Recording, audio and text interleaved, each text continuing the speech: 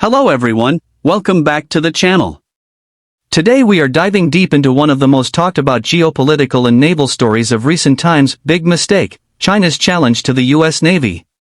This is not just about warships and hardware, but about strategy, power projection, and the high-stakes chess game being played in the world's most contested waters.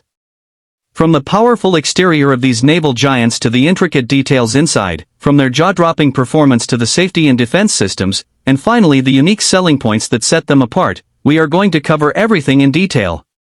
And yes, we will also talk about the price tag, not just in dollars, but in the broader cost to diplomacy and security. The exterior design of modern Chinese naval ships has evolved rapidly over the past decade. Sleek, stealth-optimized hulls with radar-absorbing materials, advanced superstructure designs, and weapon placement that maximizes both firepower and survivability, these vessels no longer resemble the outdated, utilitarian shapes of the past. When you look at China's latest destroyers, frigates, and aircraft carriers, you see sharp lines and reduced radar signatures, elements clearly inspired by both Western and Russian naval architecture but tailored to China's own strategic needs. The imposing size of vessels like the Type 055 destroyer, which rivals some of the largest surface combatants in the world, sends a clear message: these ships are built to operate far from home and hold their own in blue water conflicts. The US Navy, with its decades of technological refinement, still retains an edge in carrier aviation and integrated battle systems, but the gap in shipbuilding speed and modern design is narrowing at an alarming pace. Inside these Chinese warships, the interiors have seen major modernization. No longer just bare metal corridors and utilitarian controls, the latest command centers are equipped with advanced digital consoles, touchscreens, and integrated combat systems that can feed real-time data from multiple sensors. Crew quarters have improved comfort compared to older designs, with better climate control, private bunks for higher-ranking crew, and more ergonomic workspaces. The bridge of a modern Chinese vessel resembles a blend between a high-tech control room and a tactical operations center, giving commanders the tools they need to track multiple threats across the air, surface, and underwater domains.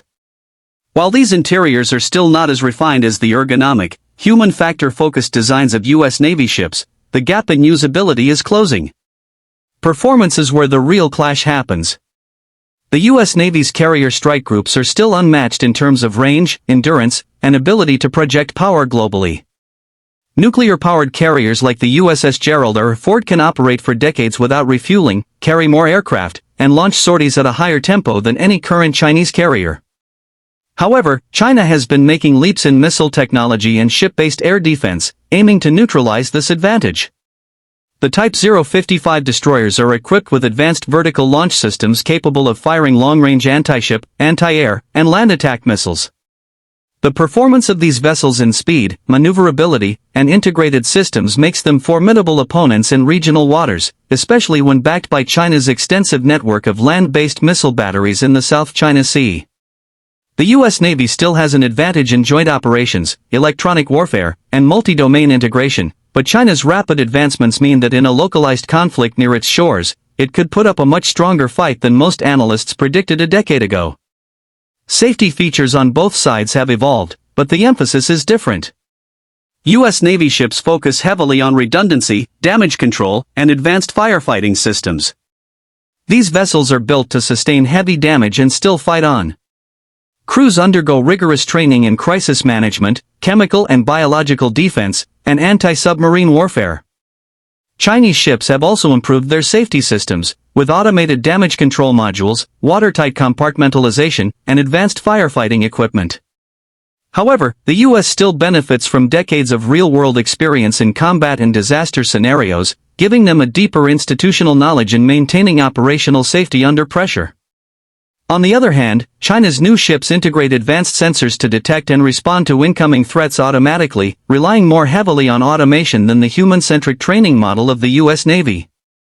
When it comes to unique selling points, the US Navy's strength lies in its global reach, unmatched logistical network, and experience in integrated naval aviation. The ability to launch fighter jets, surveillance aircraft, and helicopters from a single carrier, while being supported by destroyers, cruisers, and submarines, gives the US a layered and flexible strike capability. China's unique selling point is speed, not just in terms of ship speed, but in its rate of ship production and modernization. The Chinese shipbuilding industry can turn out new warships at a pace the US cannot currently match, allowing them to expand their fleet rapidly.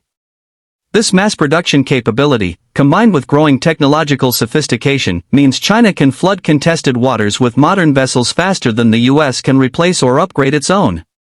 Price, in this context, has multiple meanings. In monetary terms, Chinese warships are cheaper to produce due to lower labor costs and streamlined domestic supply chains. A Type 055 destroyer reportedly costs less than half of what it takes to build a U.S. Arleigh Burke class destroyer, though some of that difference comes from variations in systems and quality. For the U.S., the price is also in maintaining global presence. Keeping carriers and fleets deployed around the world is expensive, with billions spent annually on fuel, maintenance, and personnel. For China, the price is diplomatic and strategic. Challenging the U.S. Navy directly risks provoking military escalation, economic sanctions, and regional alliances strengthening against them. Both nations understand that in naval warfare, the real cost is often paid not in money, but in stability, alliances, and human lives.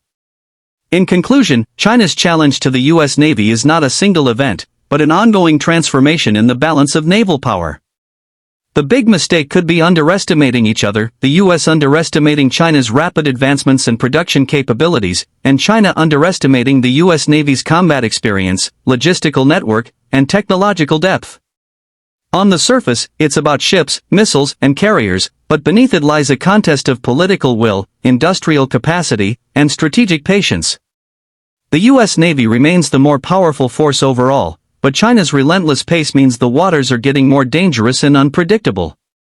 The coming years will test not just the strength of steel and firepower, but the resilience of strategies on both sides. And as always in such rivalries, the true cost will only be known when the storm finally breaks.